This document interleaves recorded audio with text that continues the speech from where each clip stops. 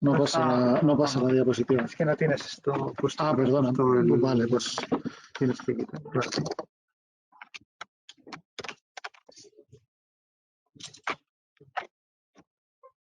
A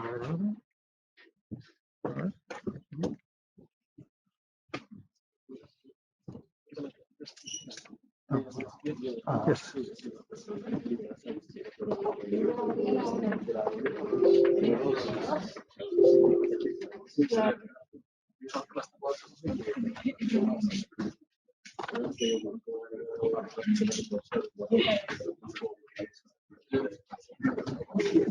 Yes.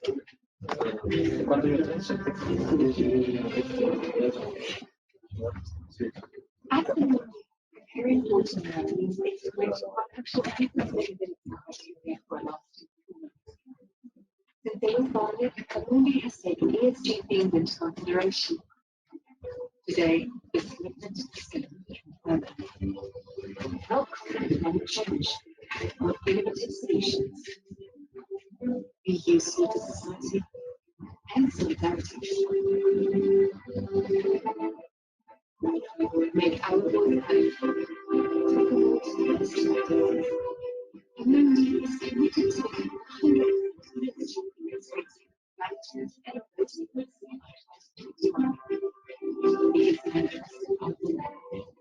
100%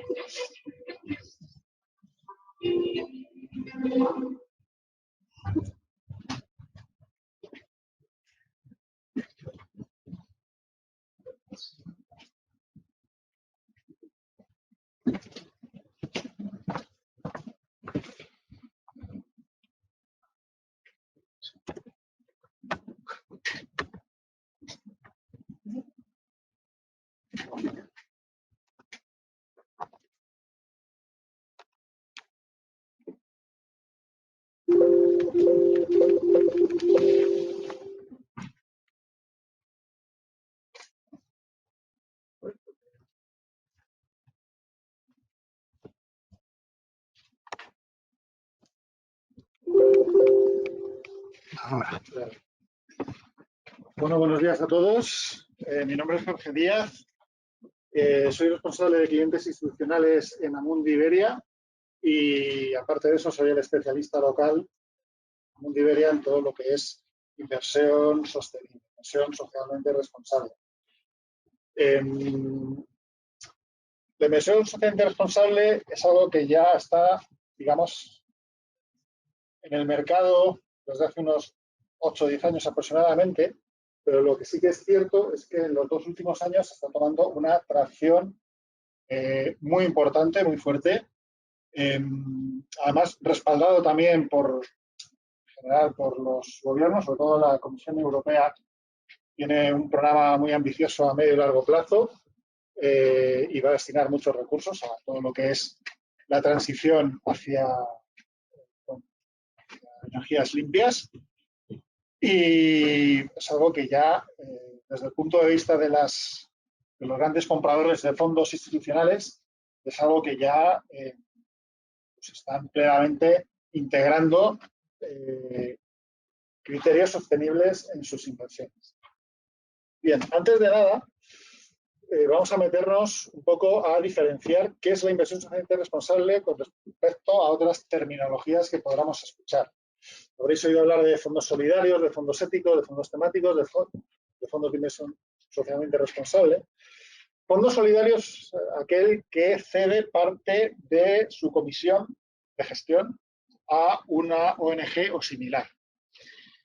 Fondos éticos son aquellos en los cuales hacemos una exclusión de ciertas temáticas controvertidas, como va a ser armas, tabaco, alcohol, etc. Luego tendríamos fondos temáticos, que aquí centran su inversión en una temática normalmente relacionada con algún tema sostenible, como puede ser gestión eficiente del agua, cambio climático, energías renovables. Y luego, finalmente, tendríamos los fondos de inversión socialmente responsable. No hay una definición, digamos, estándar, pero básicamente podríamos establecer que son aquellos que integran criterios de medio ambiente, sociales y de gobierno corporativo en sus inversiones junto con engagement o una relación muy estrecha con las compañías en las cuales invertimos.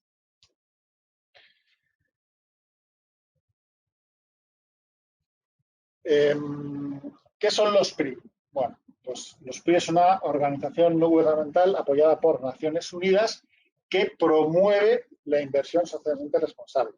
A efectos prácticos, las grandes entidades que empiezan a tomarse en serio invertir de manera sostenible, lo primero que suelen hacer es firmar los PRI, que responden a las iniciales de Principal Responsible Investments.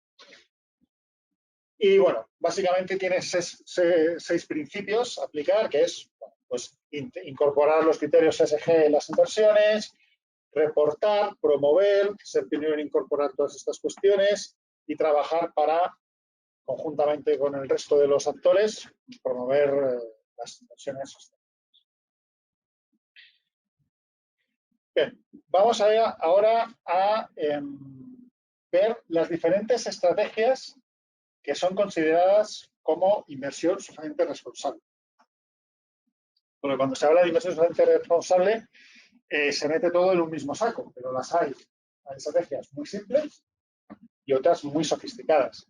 Evidentemente, a mayor complejidad de la estrategia, estamos añadiendo un mayor valor añadido a la misma. Entonces, vamos a empezar desde las más sencillas a las más complejas.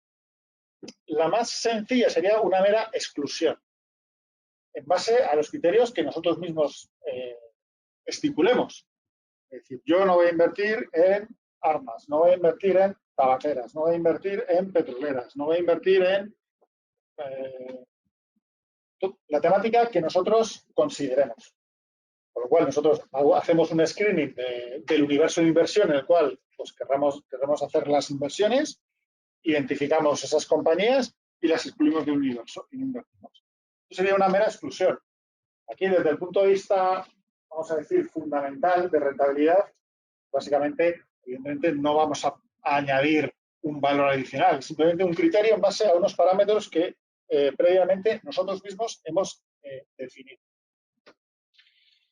La siguiente estrategia sería una exclusión, pero basada en unas normas ya establecidas por organismos normalmente internacionales, como puede ser el OIT, que es la Organización Internacional del Trabajo, la OCDE, Pacto Mundial de Naciones Unidas.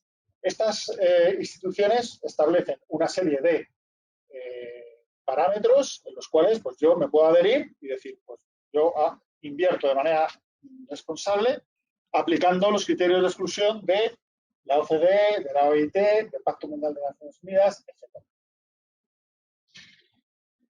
Inversión temática, ya lo hemos mencionado anteriormente. La inversión temática puede ser responsable o no. Es decir, si yo, por ejemplo, estoy invirtiendo en gestión del agua, por decir algo, pues habrá compañías que utilicen, no sé, botellas de plástico, pues a lo mejor, si no se recicla, por ejemplo, pues no sería sostenible. Es decir, se puede hacer una gestión temática sostenible, es decir, teniendo en cuenta optimizar los recursos del agua o no. Inversión de impacto. Pues como su propio nombre indica, aquí lo que tratamos de hacer es un impacto, o bien a nivel de medio ambiente o bien a nivel social. Para ello tenemos los green bonds, que sonarán, los bonos verdes, y los bonos sociales. Aquí el criterio, como os digo, es hacer una medición. Es decir, si hacemos un impacto, pues lo suyo es, si estoy emitiendo bonos verdes, pues cuántas toneladas de CO2 por millón invertido al año estoy ahorrando con respecto a una fuente de energía fósil, en este caso. Y los bonos sociales, 3/4 de lo mismo, pero trasladado a pues, el beneficio que estoy realizando a la sociedad. Pues, a través de estos bonos estamos financiando pues, escolarización, pues, las capas más desfavorecidas, acceso al trabajo, vivienda social, etc., etc.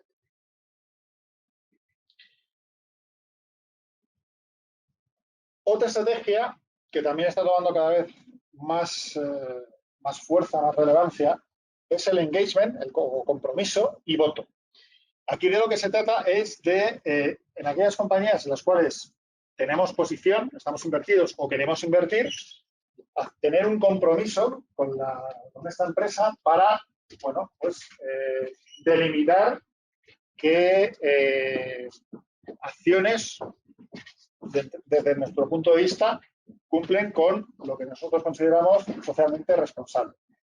Y el voto hace referencia a votar en las juntas generales de accionistas. Luego veremos en Amundi un poco, pues, para ponernos en contexto, nosotros gestionamos 1.7 trillions americanos, somos la gestora más grande de Europa por volumen de activos y estamos entre las 10 más grandes del mundo, con lo cual el tema de el voto en juntas generales de accionistas, pues tenemos un peso relevante. Y el engagement, pues va muy en línea con eso. Es decir, antes de votar en contra en una junta general de accionistas de determinada empresa, siempre se hace un engagement previo. Se trata de modificar mediante el diálogo con las empresas para poder cambiar las conductas que no nos gusten.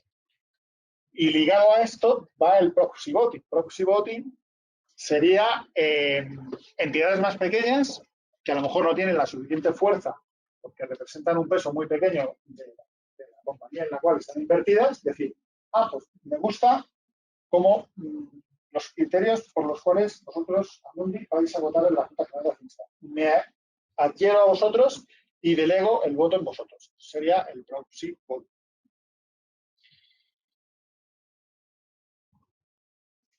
Bien, ya pasamos a una estrategia también más avanzada, que es el best in class.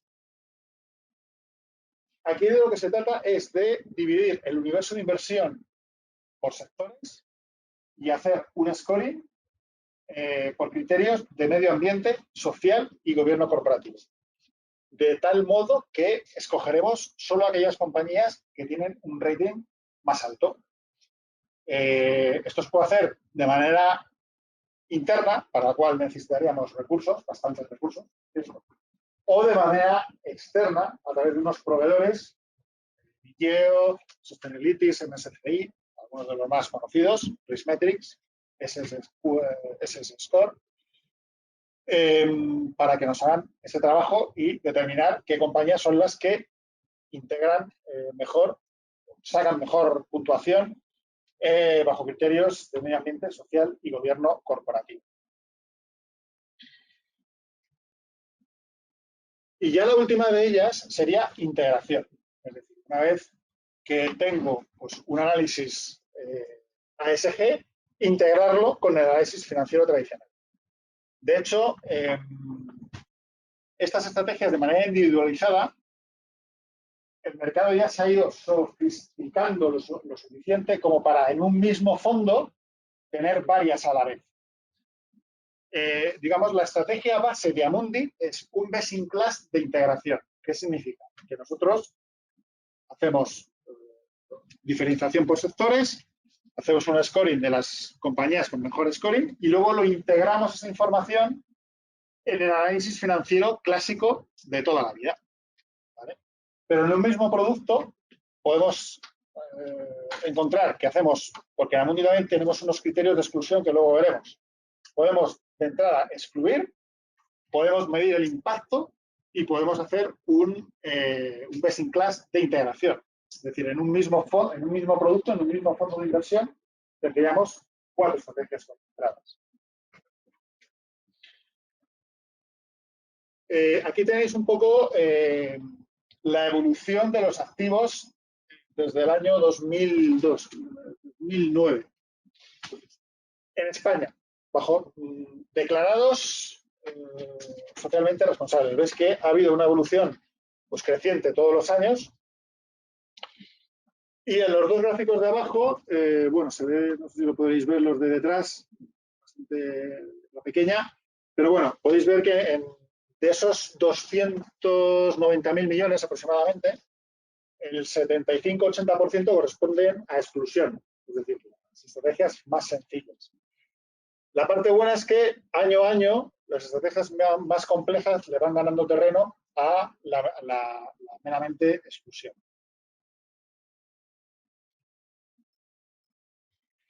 Y esto, bueno, dentro de los tipos de exclusión, pues, ¿cuáles son las que más se utilizan? Pues, como hemos hablado antes, Pacto Mundial, OIT, Organización Internacional del Trabajo, y OCDE son los criterios más utilizados. Y bueno, por tipología de cliente, pues evidentemente, al día de hoy, mucho cliente institucional y más en renta fija que en renta variable. Bien, y ahora vamos a adentrarnos una vez que hemos visto, no sé si tenéis alguna pregunta de lo que hemos visto hasta ahora. Sí. En caso de los inversores individuales y, bueno, en gestoras y en fondos de inversión, uno mide el éxito en base a la rentabilidad, creo, o me equivoco. Entonces, al hacer este tipo de exclusiones, ¿no estás como dejando de lado posibles beneficios que a lo mejor tus inversores lo pueden ver mal? Sí, la respuesta es que sí. Lo que pasa es que ahí va a depender mucho de tu universo de inversión. Es decir, si tu universo de inversión, vamos a decir, son 100 compañías y estás excluyendo 10, pues claramente puedes quitar potencialidad de rentabilidad. Pero si estamos hablando de una MSCI World, que son más de 6.000 compañías, al final, por criterios de exclusión, porcentualmente es muy pequeño. Muy pequeño. Entonces, bueno, o sea, la respuesta a tu pregunta es que sí, en teoría, pero hay que matizar. Es decir, en un universo muy pequeño, claramente sí, pero bueno, al final también va a depender de qué quieres excluir. Porque, bueno, pues, tabaqueras, pues, que representan dentro de una MSCI World, pues un peso muy pequeño. Bebidas alcohólicas, exactamente lo mismo.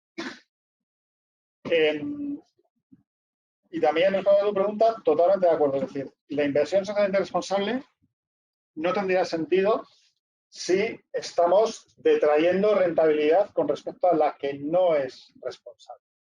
Al respecto de esto, hay bastantes estudios. Nosotros tenemos en Amundi un departamento de research y lo que sí se ve muy claro es que, digamos, hay un periodo hasta el 2014 en el cual los criterios ESG no han influido en la rentabilidad, pero a partir del 2014 hasta ahora sí, y cada vez más. De hecho, lo hemos visto en las caídas ahora de marzo.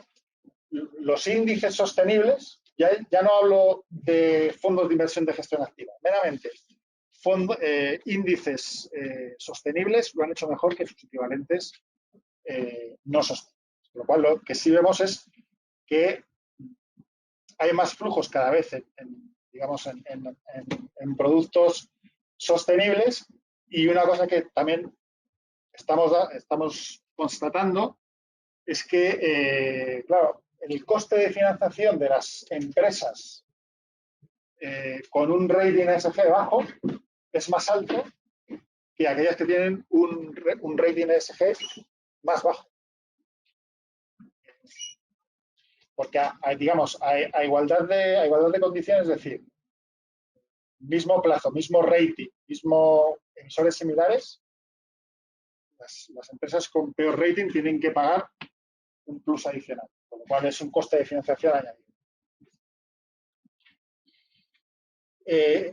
Sí. ¿Es posible que esta, digamos, entrada masiva hacia las inversiones éticas esté provocando más bien una burbuja de inversiones éticas? Porque realmente no hay ningún sustituto para el petróleo. Y yo no entiendo qué sentido puede tener de financiar el sector petrolero si lo necesitamos, nos guste, ¿no? Y aparte, otra cosa a comentar, que usted ha mencionado que es el producto de Amundi, los fondos éticos. No, bueno, fondo ético realmente es el que cede una parte de la comisión de gestión a una asociación no gubernamental. Es que otra cosa que no entiendo es cómo pueden decir eso ustedes mismos. Tienen participaciones en todas las armamentistas europeas, tienen un 1% de capitales. Y aquí es el club. Nosotros tenemos, uno de los criterios de exclusión que tenemos es convenios de Ottawa y Oslo, que hace referencia a todo lo que es minas racismo y violencia antipersona. O sea, eso de entrada ya está excluido. De entrada, antes del análisis. Y con respecto a tu primera pregunta, perdona, ¿cuál era? En la entrada masiva de Sí, capitales, la burbuja. fondos verdes, bueno, realmente es como un poco de las .com. Seguro que va a ser la revolución, pero si usted ha comprado Microsoft en el año 2000, voy a tardar 14 años en rentabilizar. Esto lo vamos a ver un poquito más adelante, pero no sé si será el COP21 de París. Que es, os lo resumo, pero lo vamos a ver después. Es un compromiso de que el planeta se está calentando. Entonces hay un compromiso de que para el año 2050 no sobrepasar los 2 grados de calentamiento con respecto a lo que había en la revolución industrial. ¿Vale? Si no hacemos nada, si seguimos como hasta ahora, las proyecciones son llegar a 4 grados más hacia el final del siglo.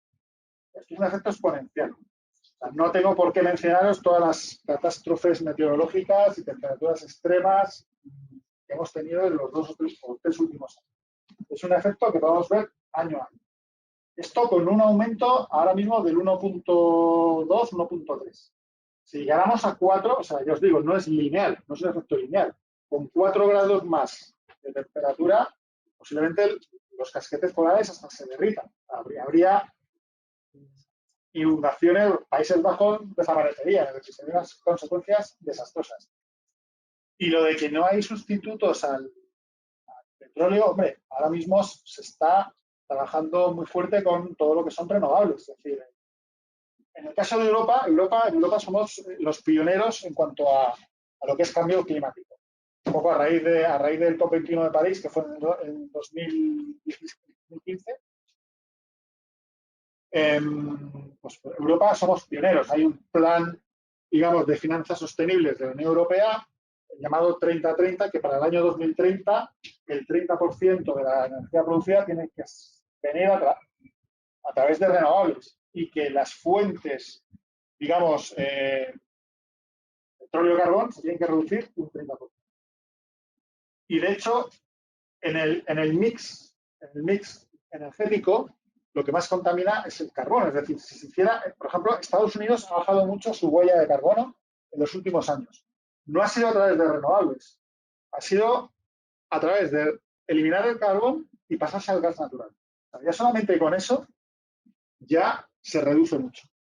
Y luego, por supuesto, claro, o sea, si metemos ya en la ecuación pues, eólica y solar, por petróleo, pues claramente nos salen las cuentas. Es decir, hay una slide que no he puesto aquí, pero que lo refleja muy bien y es, para el año 2030, ¿cuánto tenemos que reducir de carbón y de petróleo? ¿Cuánto tenemos que aumentar de energías renovables para alcanzar los objetivos energéticos? Y realmente, ya os digo, donde más hincapié hay que hacer es en carbón, en petróleo tampoco hay que reducirlo tanto. O sea, puede ser una transición, no tiene que ser tan abrupta. ¿Dónde sale el gas natural? Sí. Una bolsa de petróleo. Sí. Bueno, voy a hablaros ahora un poco de la metodología que tenemos en Amundi, del proceso que tenemos de Best in Class de integración. Ahora mismo, pues seguramente pues, oís que todo el mundo hace gestión socialmente responsable. Claro, todo el mundo ya se quiere subir al carro. Pero bueno, en el caso nuestro es uno de los pilares fundacionales de Amundi. El primer fondo socialmente responsable lo lanzamos en el año 1989. Ya he oído, vosotros ni habíais nacido, ¿no? Pues ahí ya teníamos lanzamos al mercado el primer fondo socialmente responsable. Luego, 2006 somos socios fundadores de los SPRI, que os he explicado anteriormente. Y luego, bueno, tenemos los primeros sellos por el gobierno francés, sellos AFNOR, de reconocimiento sostenible de los fondos. Y bueno, pues es un poco toda la evolución. Evidentemente, a lo largo de todos estos años hemos ido desarrollando y sofisticando el proceso. Bien, esta es un poco la radiografía. Está un poco anticuada, ahora son 1.6 billones lo que estamos gestionando. Como os decía, somos la gestora europea más grande por volumen y estamos entre las 10 más grandes del mundo. tenemos unos criterios de exclusión de entrada. Es decir, si una compañía tiene más de un 30% de sus beneficios vienen del carbón, queda fuera. Tratados de Ottawa y Oslo con minas antipersona fuera. Con lo cual, pues bueno, veis que prácticamente la totalidad de los activos pues pasan ese filtro. ¿Vale? Es un poco respondiendo a tu pregunta. Es decir, aunque excluyamos bastantes cosas, realmente el universo, dentro de todo el universo global es poco. Y luego, nosotros lo que consideramos socialmente responsable no es una mera exclusión, sino que es best in class de integración, que son cerca de 300.000 millones de euros, que se descomponen casi la mayoría en lo que os decía, best in class de integración, y luego tendríamos la parte de impacto medioambiental, que son 9.000 millones, e impacto social, que es la pata más pequeña, unos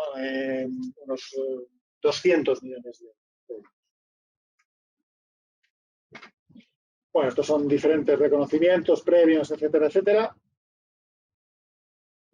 Bien, y ahora vamos con el proceso propiamente dicho.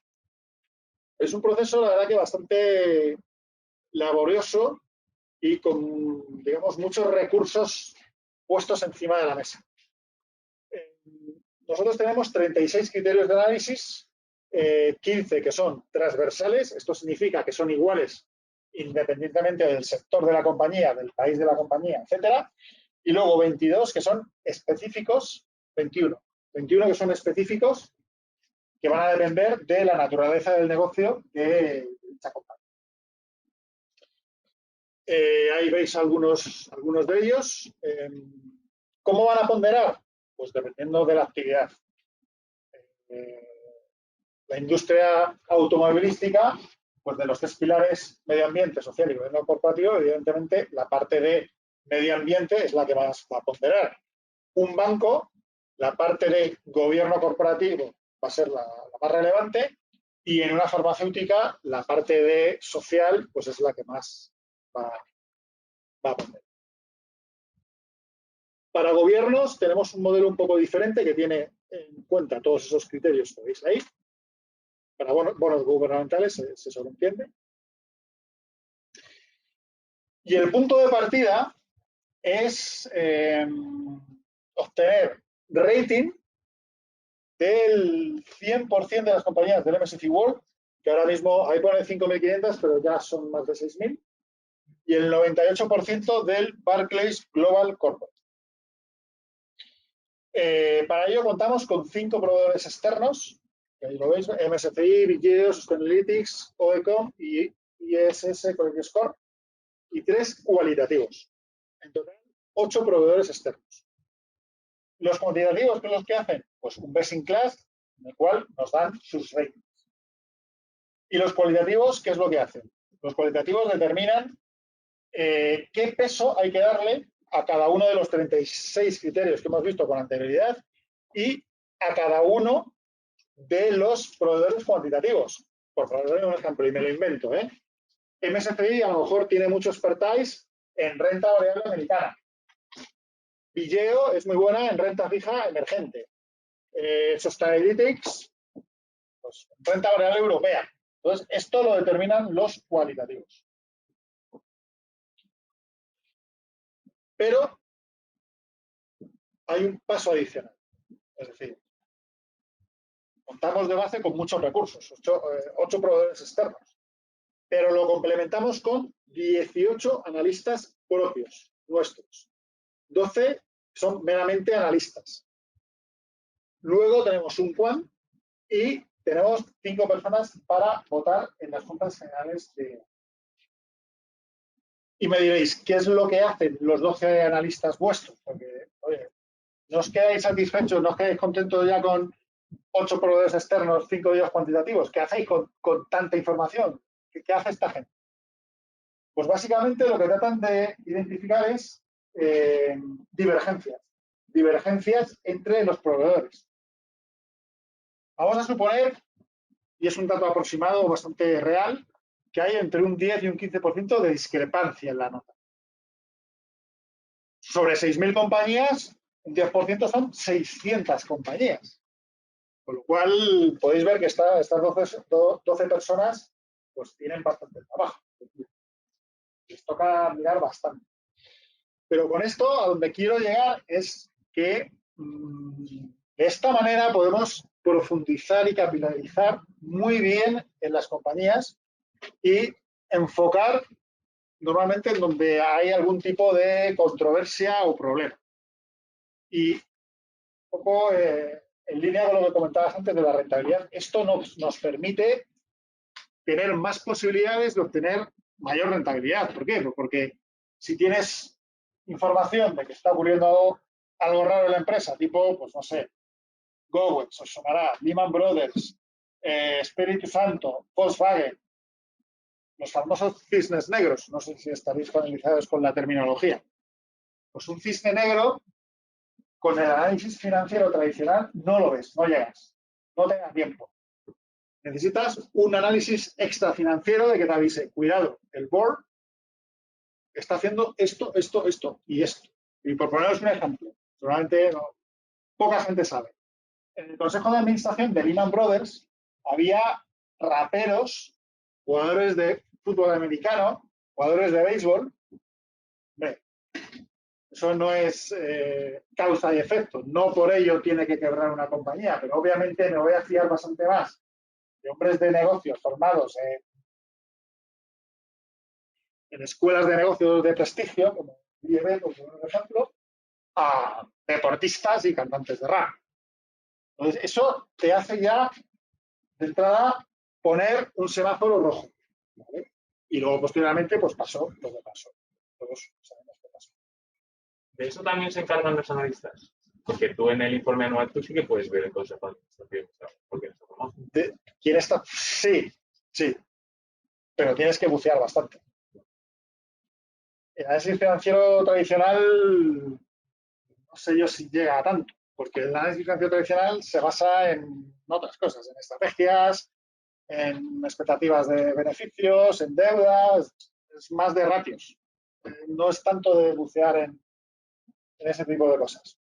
Lo he puesto como un ejemplo muy exagerado, pero normalmente, pues bueno, hay que ver pues, cómo se remunera al Consejo de Administración, cómo está compuesto, si, digamos, tienen la parte fija como del salario, cuánto es, la parte variable, en base a qué criterios se establece, es decir, hay muchos factores que analizar. Es un ejemplo solo del board. El caso de Volkswagen, por ejemplo, era una combinación de problemas que eran difíciles de detectar. Desde luego, desde el punto de vista financiero era imposible. Desde el punto de vista financiero, pues bueno, nosotros lo teníamos como amarillo. O sea, no estaba en verde, estaba en amarillo.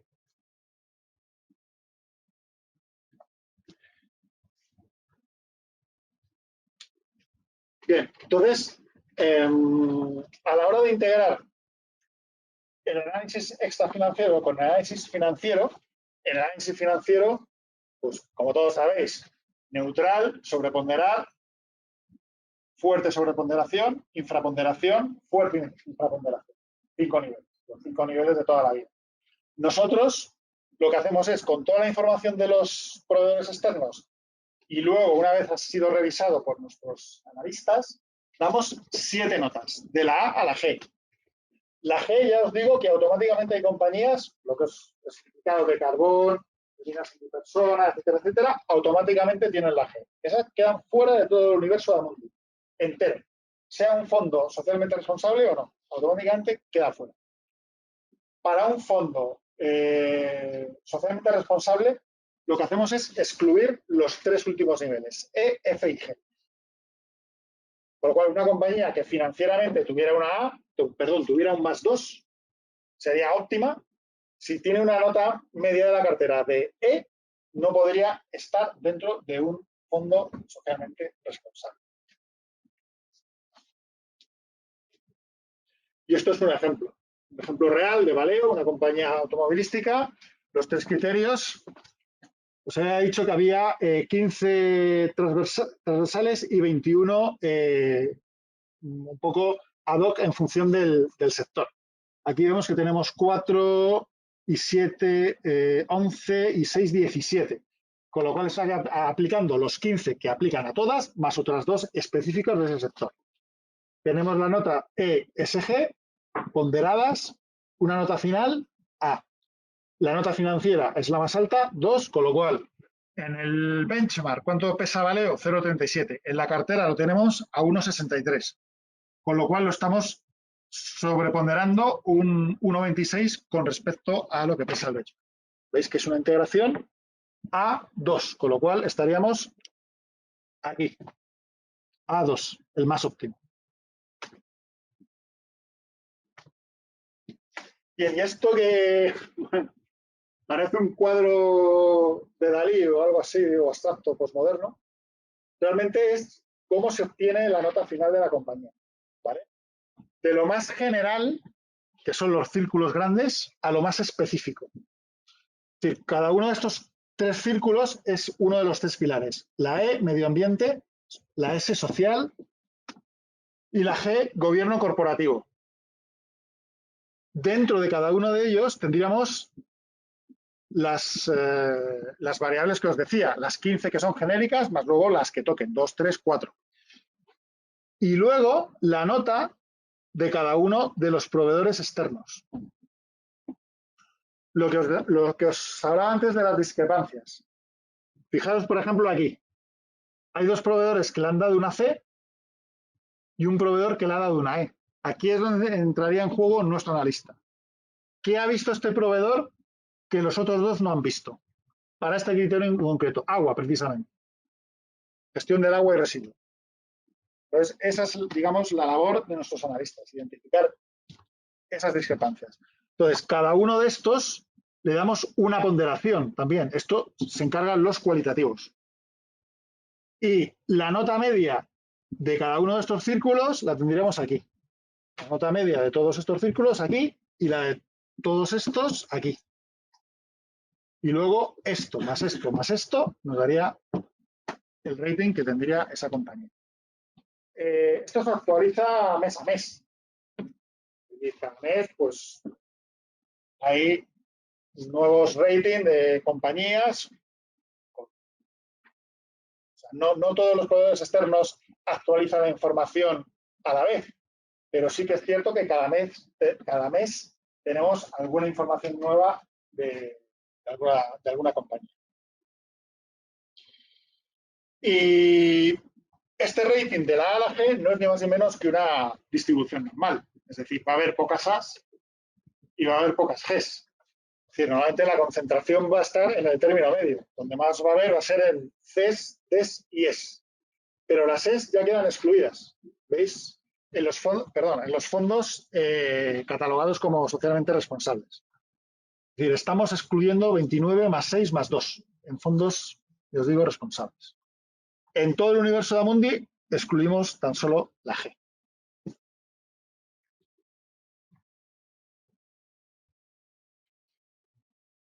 ¿Qué criterios? Bueno, lo he mencionado anteriormente, con brevedad.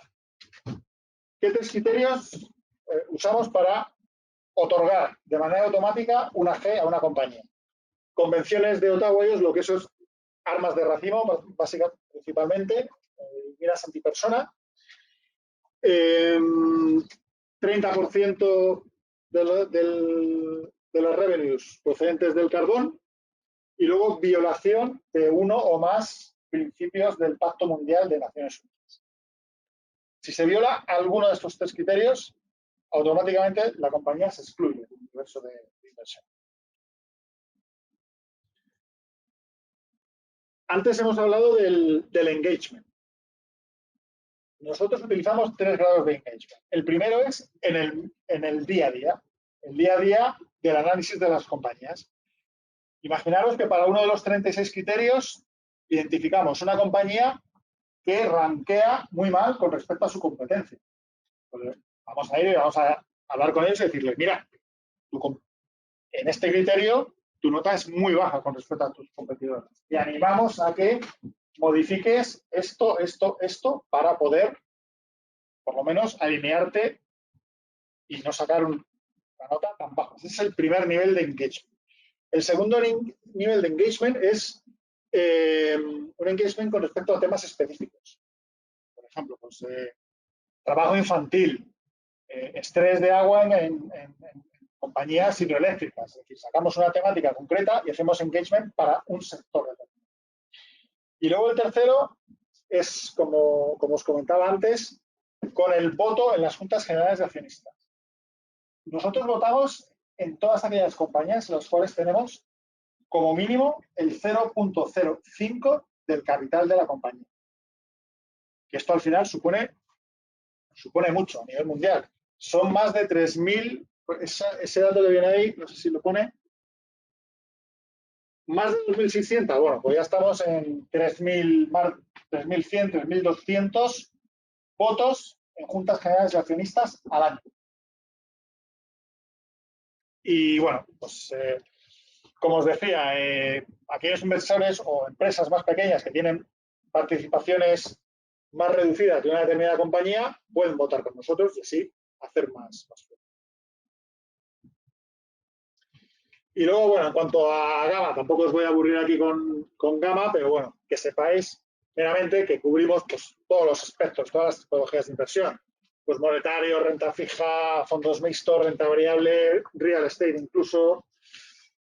Luego tenemos gamas de bonos verdes tal cual, y bonos verdes de impacto, que es, digamos, los 2.0, y, digamos, los bonos verdes vienen definidos por los Green Bond Principles. ¿Os suena? Seguramente lo habréis oído. Greenwashing, ¿os suena este término? ¿Lo habéis oído alguna vez? Greenwashing.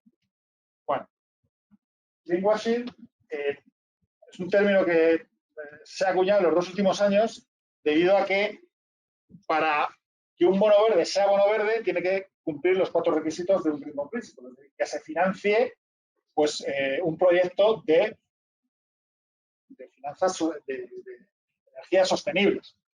¿Qué ocurre? Que con el éxito que están teniendo los bonos verdes, pues hay muchos proyectos que realmente no financian nada de eso y con lo cual pues tratan de colarnos, por decirlo de alguna manera, algo que no es verde como si lo fuera. ¿Vale? ¿Esto cómo se soluciona? Pues se soluciona midiendo. Es decir, si tú tienes una medición de la huella de carbono que estás ahorrando, pues te evitas o es, por decirlo de alguna manera, más que evitar, es como la prueba de algodón de que tu bono verde efectivamente es verde, porque estás financiando proyectos que están sustituyendo a energías contaminantes que emiten CO2. Objetivos de desarrollo sostenible. No sé si os sonarán estos dibujitos, ¿vale?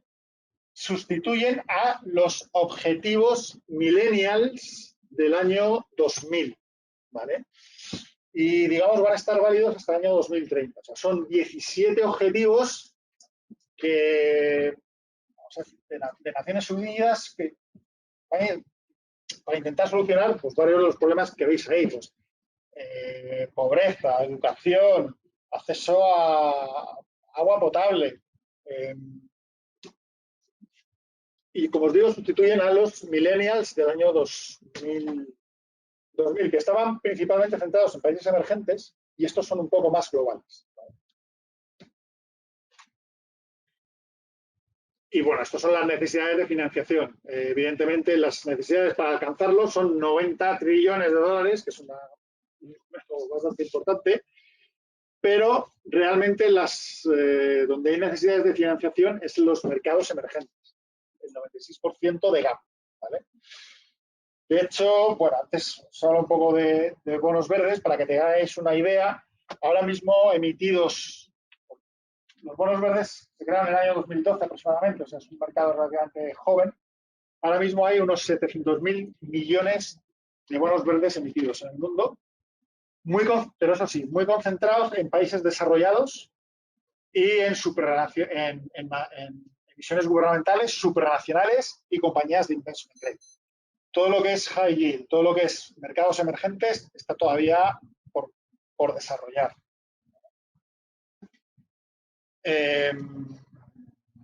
Y bueno, pues eso es todo. No sé si tenéis alguna otra pregunta de todo lo que hemos estado hablando. Muchas gracias. Si tenéis alguna pregunta, estamos un poco fuera de tiempo. A mí también me gustaría, Sí.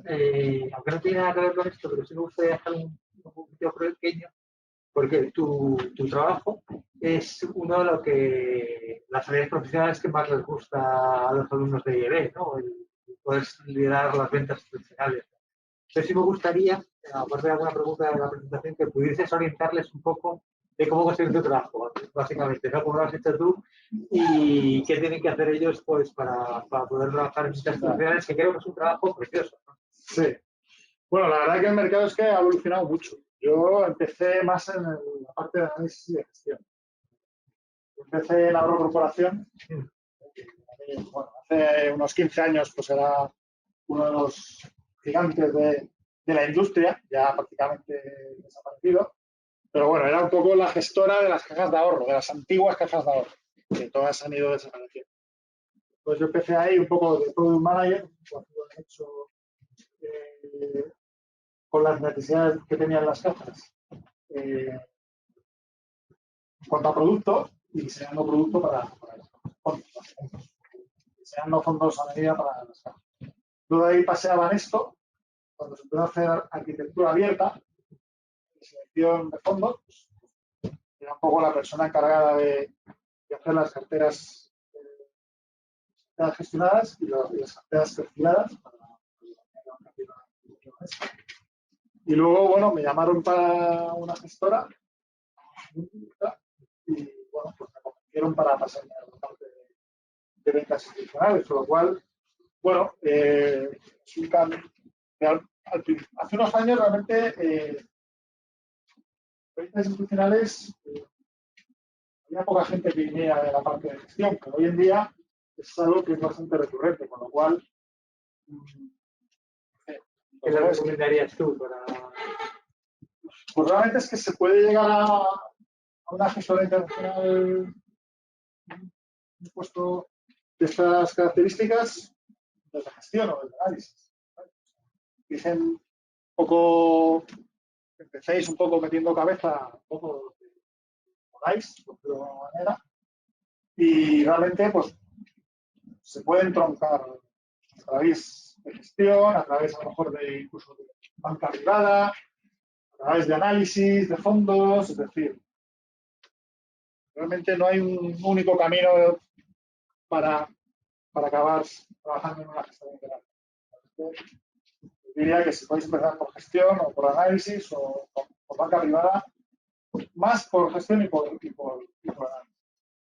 Cierta experiencia ya en ese mundo, pues perfiles demandados porque tienen el conocimiento técnico.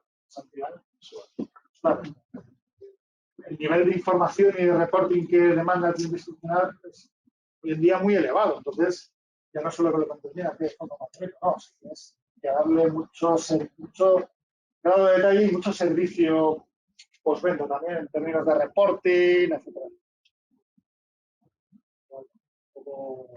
La experiencia de cómo yo he acabado. ¿Te recomiendas el trabajo de ventas institucionales?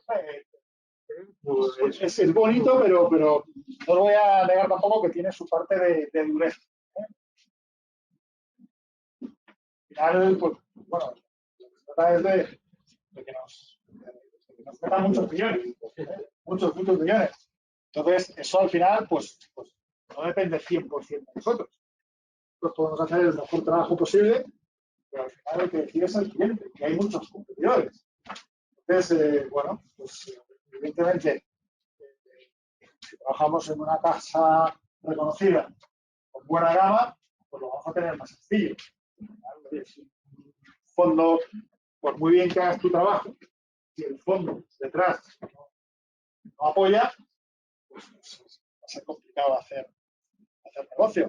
Pero sí, la verdad que somos un poco hombres orquesta.